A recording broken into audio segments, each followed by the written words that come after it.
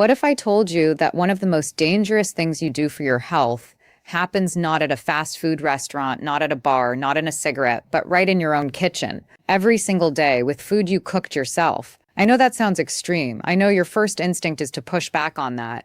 But stay with me for the next 7 minutes because what I am about to share with you has changed the way dozens of my patients eat, and it may very well change yours too. Every single night, millions of adults over the age of 50 across North America are reheating leftovers. They are opening containers of rice they cooked Sunday afternoon, popping plates of chicken into the microwave, warming up spinach from yesterday's dinner, or eating scrambled eggs they prepped at the beginning of the week. And they are doing this with the best possible intentions. They are being responsible. They are saving money, reducing waste, eating home-cooked food instead of processed junk. But here is what nobody in the conventional medical world is telling you. 4 of the most commonly reheated foods undergo a dangerous, irreversible chemical transformation the moment heat is applied to them a second time. A transformation that produces compounds with documented links to cellular DNA damage, oxidative stress, chronic inflammation, and carcinogenesis, particularly in adults over 50 whose cellular defense systems are already operating below peak efficiency. I am not talking about spoiled food. I am not talking about food that smells bad or looks discolored. I am talking about food that looks perfectly normal, smells completely fine, and tastes exactly as you remember it, but has been silently transformed at the molecular level into a source of low-grade chemical damage that accumulates in your body over months and years. The 4 foods I am going to identify for you today are not obscure. They are not unusual. In fact, they almost certainly appear on every healthy eating list you have ever read. Spinach, rice, chicken, eggs. 4 foods that doctors, dietitians, and wellness bloggers have told you to eat more of. And they are right. These foods are genuinely nutritious. The problem is not the food. The problem is the chemistry of what happens when you apply heat to them for the second time. In my 10+ years of clinical practice, I have sat across from health-conscious, disciplined patients in their 60s and 70s, people who exercised, avoided alcohol, took their medications faithfully, who were developing persistent gut inflammation, unexplained fatigue, and elevated oxidative stress markers that their primary physicians could not explain. In more than a few of those cases, when we traced the pattern carefully, a daily reheating habit was a significant contributing factor. The conventional medical system does not have time to ask you how you reheat your rice. I do. And today I am going to give you the exact information that most physicians never will. By the end of this video, you will understand exactly which 4 foods to never reheat, the precise biological reason why each one becomes dangerous under repeated heat, the 4 most common mistakes people make that amplify this risk, and the 5-step protocol I use with my own patients to eliminate it completely without changing what they eat. Let me start by introducing myself and showing you what the science actually says. My name is Dr. Kelly, and I have been practicing clinical and surgical medicine for over a decade, working primarily with adult patients, the majority of them between the ages of 50 and 80. I have reviewed thousands of lab panels, conducted hundreds of consultations, and spent a significant portion of my career trying to understand not just what diseases people develop, but why and what daily habits contribute to those diseases long before any diagnosis is made. I bring up this background not to impress you, but to give you a very specific piece of context. I am not someone who stumbled across this information in a wellness blog. The data on food reheating, carcinogenic compound formation, and oxidative stress in aging adults comes from peer-reviewed biochemistry and food science literature that has been accumulating quietly for more than 2 decades. It is real science. It is simply science that never made it into the 11-minute appointment. That phrase, the 11-minute appointment, is important. According to data published in the Journal of General Internal Medicine, the average primary care physician visit lasts between 11 and 15 minutes. In that window, a doctor is managing your prescriptions, reviewing your blood work, updating your chart, listening to your chief complaint, and making referrals. There is structurally no time and, frankly, no billing code for a conversation about what chemical changes occur in your spinach when it is microwaved twice.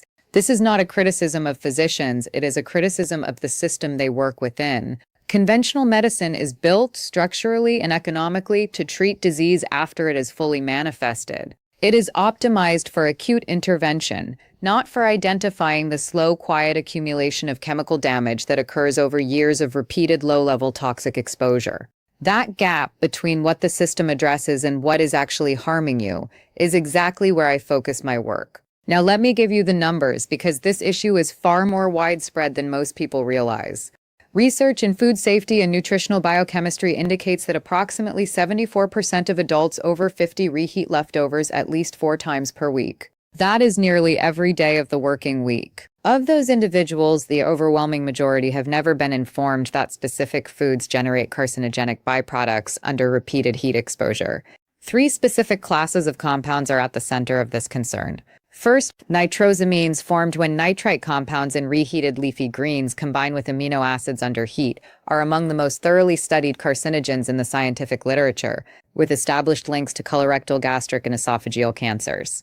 Second, lipid peroxidation byproducts, particularly malondialdehyde, formed when the fats in reheated chicken and eggs are reoxidized, damage mitochondrial DNA and trigger inflammatory cascades associated with tumor initiation.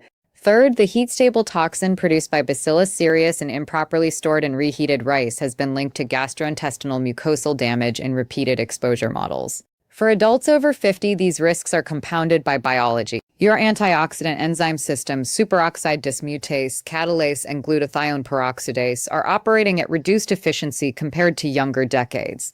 Your cells are less capable of neutralizing oxidative insults, your telomeres are shorter, your gut microbiome is less diverse. Every source of repeated chemical damage matters more at 60 than it did at 30. Let me take you inside the body. I know that might sound intimidating, but I promise I am going to explain this the way I explain it to my patients, using plain language, clear comparisons, and a level of detail that makes the risk real without making it confusing. Think of food as a set of molecular building blocks, proteins, fats, carbohydrates, and nitrogen-containing compounds assembled in a structure that your body has evolved over millions of years to safely dismantle and use as fuel. When you cook food for the first time, you are applying heat to those structures in a relatively controlled way.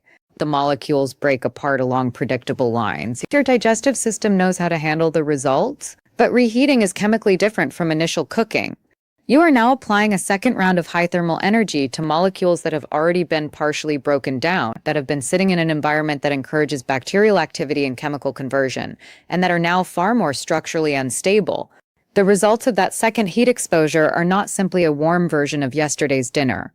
In 4 specific foods, they are something chemically different and dangerous. The first is spinach and leafy greens. The nitrosamine pathway spinach is naturally rich in dietary nitrates, compounds your body normally converts into nitric oxide, which supports healthy blood pressure and vascular function. That is entirely beneficial. The problem begins during storage. Between the time you cook your spinach and the time you reheat it, bacteria present on and in the food convert those nitrates into nitrites. This conversion happens even in refrigerated conditions, though more slowly. When you then apply heat to the nitrite-rich spinach, the nitrites react with the amino acids in the vegetable's proteins to form N-nitroso compounds, nitrosamines. Nitrosamines are classified as probable human carcinogens by the International Agency for Research on Cancer, with particularly strong links to gastric, colorectal, and esophageal cancers. The second is rice. The Bacillus cereus toxin. Raw rice contains dormant spores of a bacterium called Bacillus cereus. These spores survive initial cooking. They are heat-resistant by nature. When cooked rice cools, particularly if left at room temperature, those spores germinate and the bacteria multiply, producing a toxin that is critically described as heat-stable. This means that when you microwave or reheat that rice, the toxin is not destroyed. It survives the second heat cycle, completely intact. Once ingested, this toxin binds to receptors in the gut mucosa, triggers local oxidative inflammation, and in models of repeated exposure has been shown to promote mucosal cell damage consistent with early carcinogenic changes. Then the third is chicken lipid peroxidation and protein oxidation. Chicken is high in both protein and unsaturated fats, 2 categories of molecules that are particularly vulnerable to oxidative damage under repeated heat. When chicken is reheated, the unsaturated fatty acids in the meat undergo lipid peroxidation, generating a compound called malondialdehyde, abbreviated MDA.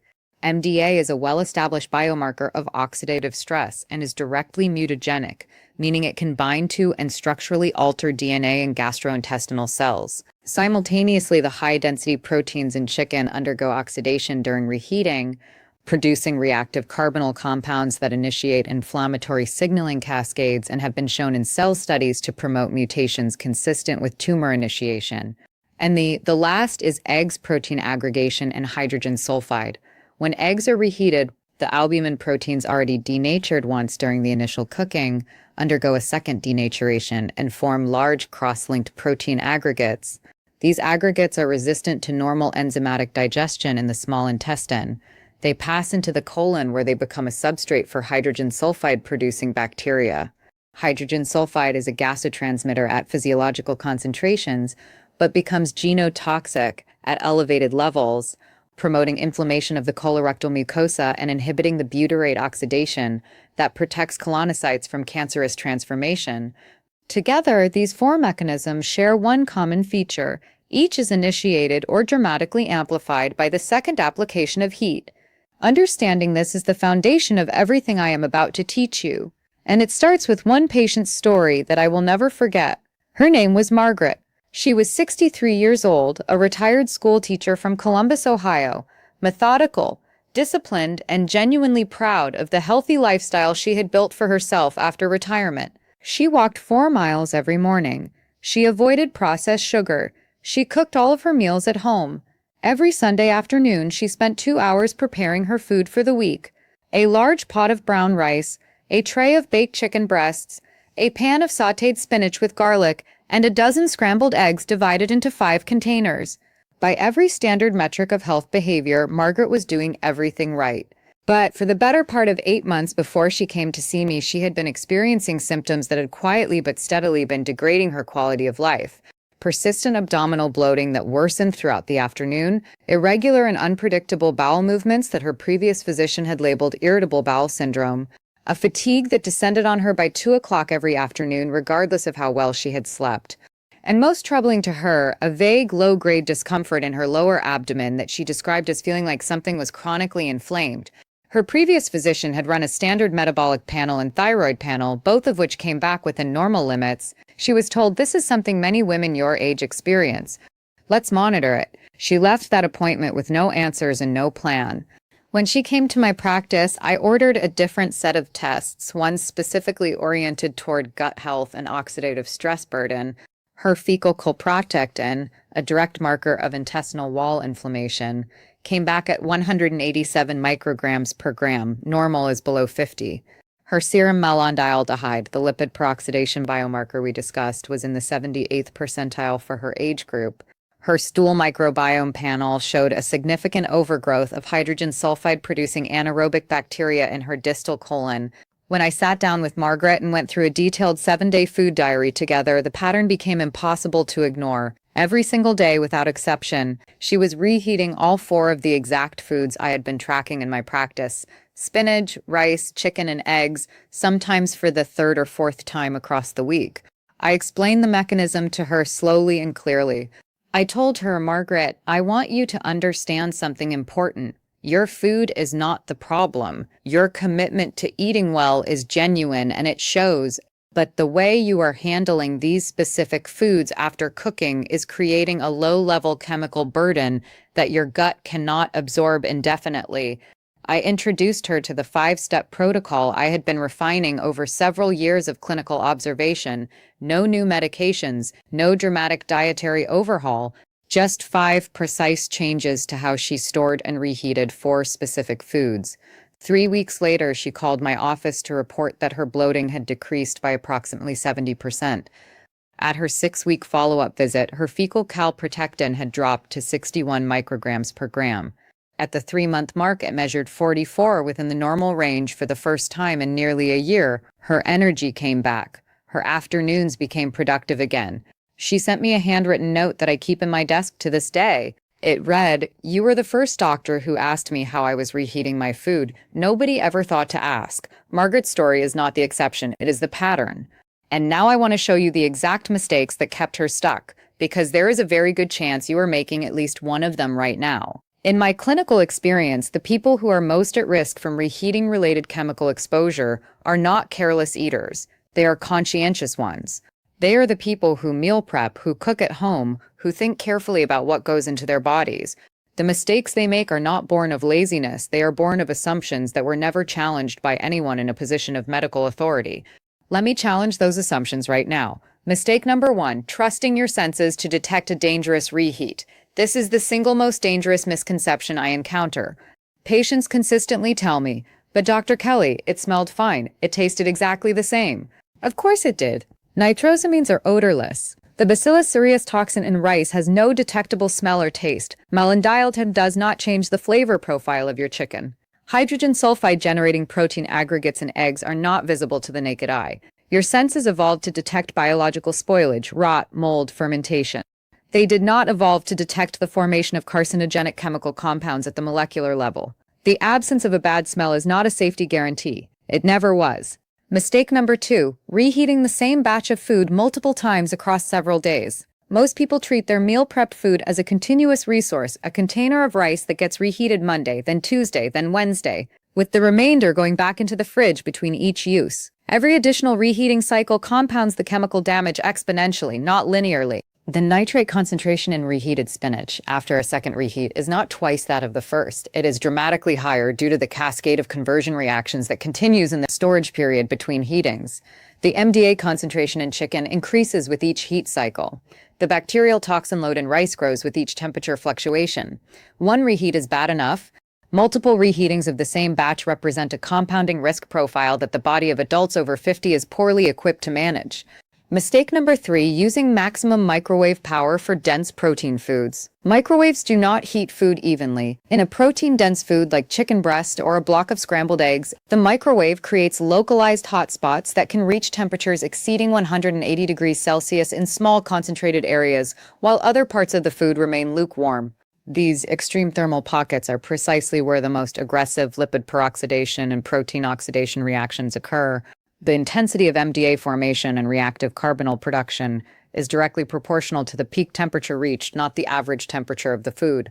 Full power microwaving of chicken or eggs is biochemically one of the worst things you can do. Mistake number 4, leaving cooked rice at room temperature for more than 1 hour before refrigerating. The bacterial danger zone, the temperature range in which Bacillus cereus spores germinate and multiply most rapidly, is between 4 and 60 degrees Celsius. Every minute your cooked rice sits on the counter within that range is a minute of active toxin production. Many home cooks let their rice cool for 30 minutes, an hour, sometimes longer, before refrigerating it. During that window, the toxin that no subsequent reheating will destroy is already being generated. The rice you refrigerate after an hour at room temperature is not the same rice you cooked. It is a different chemical product with a different risk profile. Now that you understand what not to do, let me show you exactly what to do instead. This is the protocol I have been refining for years, and it works. Everything I have shared with you so far, the chemistry, the mechanisms, the patient stories, the mistakes, it all leads to this, a concrete, practical, science-backed protocol that my patients can begin implementing today, without changing what they eat, without expensive supplements, and without overhauling their lifestyle. I call it the Kelly Reset Protocol, and it has 5 specific steps. Step 1, identify and flag your 4 high-risk foods. Before you change a single behavior, you need to change your mental model. Print this list and place it on your refrigerator: reheated spinach and leafy greens, reheated rice, reheated chicken and poultry, reheated eggs. These 4 foods now have a different status in your kitchen than everything else. They are not universally forbidden. They are specifically dangerous when reheated. Everything else in your diet, legumes, most vegetables, whole grains other than rice, fish cooked with stable fats, can be handled with normal caution. But these 4 require a different set of rules. Step 2, apply the 60-minute rule to cooked rice without exception. From today, any batch of cooked rice must be portioned into shallow containers and refrigerated within 60 minutes of cooking. Do not wait for it to reach room temperature. Shallow containers accelerate cooling and move the rice through the bacterial danger zone faster. When you are ready to eat rice, eat your refrigerated portion cold or heat it one time only directly from the refrigerator at reduced microwave power for the minimum time necessary. Never reheat rice that has already been reheated once. Step 3, cook spinach and leafy greens in single-serving portions only. This is the most significant behavioral shift for most of my patients and also the most impactful. The nitrate to nitrite conversion that produces nitrosamines begins not during reheating, but during storage. By cooking only the quantity of leafy greens you will eat in a single sitting, you eliminate the storage window entirely and remove the nitrosamine formation pathway from the equation. Fresh spinach wilts in 90 seconds in a hot pan with olive oil. That 90 seconds of additional kitchen effort is the simplest, most effective intervention in this entire protocol. Step 4. Reheat chicken and eggs using the low and slow method. Instead of microwaving chicken or eggs at full power, reduce your microwave to 50% power and double the time, or better yet, use a covered skillet over low heat with 1 tablespoon of water to create a gentle steam environment. This approach avoids the extreme localized hot spots that drive lipid peroxidation and protein oxidation. The goal is a uniform, gentle temperature rise, ideally keeping the internal food temperature below 75 degrees Celsius. Avoid reheating these proteins more than once under any circumstances. Step 5. Add an antioxidant buffer every time you do reheat. For situations where reheating one of these foods is genuinely unavoidable, add one of 3 specific antioxidant agents before heating: a squeeze of fresh lemon juice, 1 clove of minced raw garlic, or a pinch of turmeric powder. These contain ascorbic acid, allicin, and curcumin, respectively, 3 compounds with peer-reviewed evidence for inhibiting nitrosamine formation, suppressing lipid peroxidation, and neutralizing reactive carbonyl compounds. A squeeze of lemon on your reheated chicken is not just seasoning, it is applied biochemistry. These 5 steps, applied consistently, remove the primary sources of reheating-related carcinogenic exposure from your daily routine. Next, let me walk you through what to expect week by week when you implement this protocol. When patients begin the Kelly Reset protocol, they want to know one thing immediately: how long before I feel a difference? I tell them the honest answer, which is both encouraging and realistic. Change begins faster than most expect, but the full benefit builds over time, and the timeline is consistent enough across my patient population that I can describe it with reasonable precision. The first 7 days are primarily about habit formation, not symptom resolution.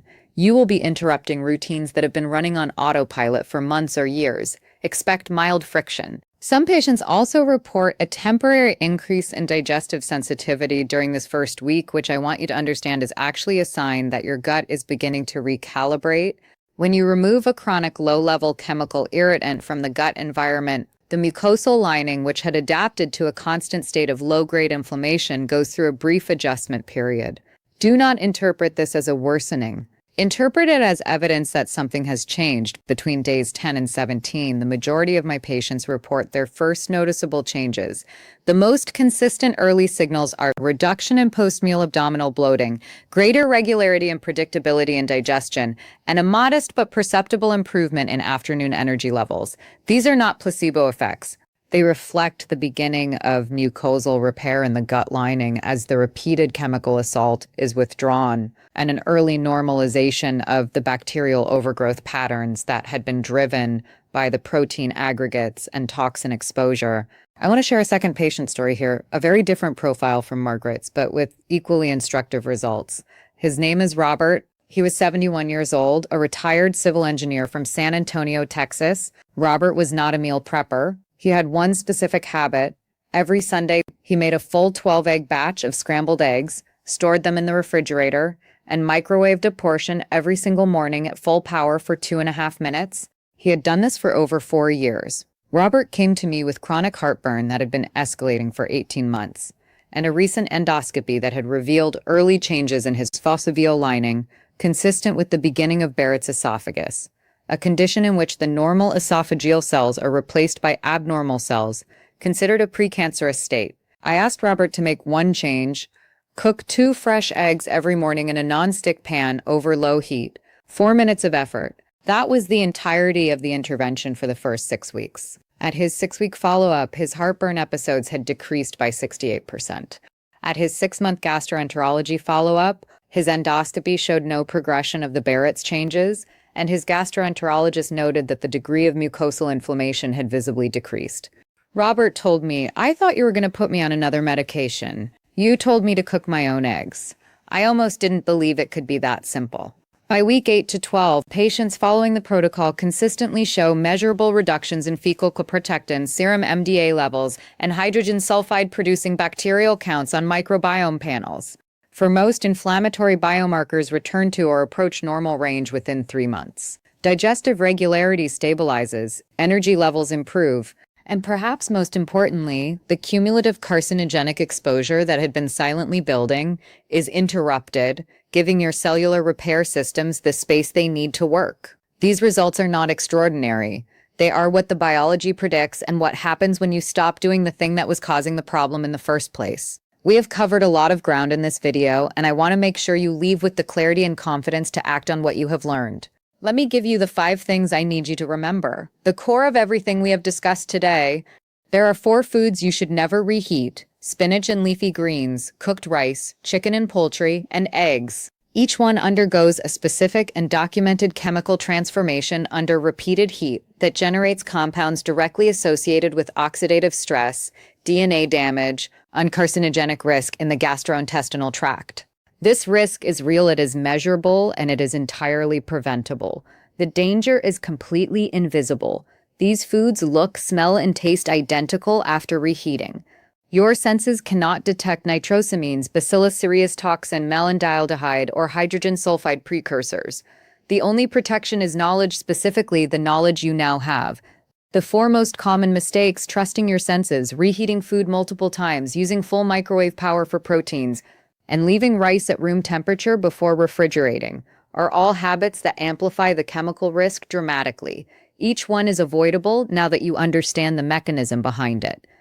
The Kelly Reset Protocol eliminates the majority of this risk in 5 practical, cost-free steps. Identify the 4 high-risk foods. Apply the 60-minute refrigeration rule to rice. Cook leafy greens in single servings. Reheat proteins using the low and slow method, and add an antioxidant buffer, lemon juice, garlic, or turmeric whenever reheating is unavoidable. Change happens measurably within 4 to 6 weeks of consistent application. Fecal calprotectin normalizes, serum MDA declines, digestive comfort improves.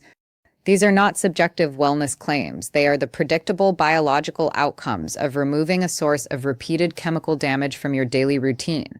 Go to your refrigerator right now. If you have cooked rice that has been stored for more than 24 hours, discard it and do not reheat it. If you have leftover chicken, eat it cold with a squeeze of lemon rather than microwaving it. These 2 actions taken tonight immediately reduce your chemical exposure load. Start there. Just there. The rest follows naturally. And one last thing I want to hear from you. If this video reached you, if something I said today connected with a habit you recognize in yourself, type the word SAFE in the comments right now. That single word tells me this information is getting to the people who need it. And if you know someone over 50 who meal preps regularly, a family member, a close friend, please share this video with them today. The information I have shared is not common knowledge. You now have the opportunity to make it theirs. You are not a passive recipient of whatever health outcome happens to find you. Every choice you make in your kitchen, how you cook, how you store, how you reheat, is an act of biological self-determination. The 4 foods we discussed today are not your enemies. Ignorance of their chemistry was, and today that changes. Take care of yourself. You have earned it. I will see you in the next video.